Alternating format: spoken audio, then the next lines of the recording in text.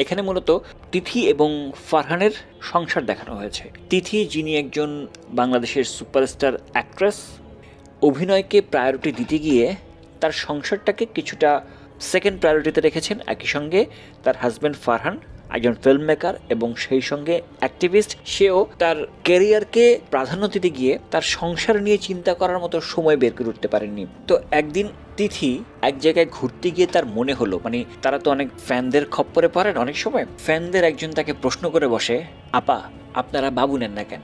তারপর তিথির মনে হতে থাকে যে আসলেই আমাদের একটা সন্তান দরকার।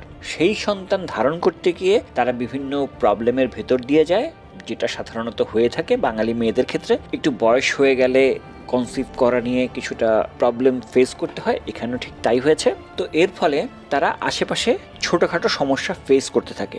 একসময় তিথি কনসিভ করে এবং তারপর কি কি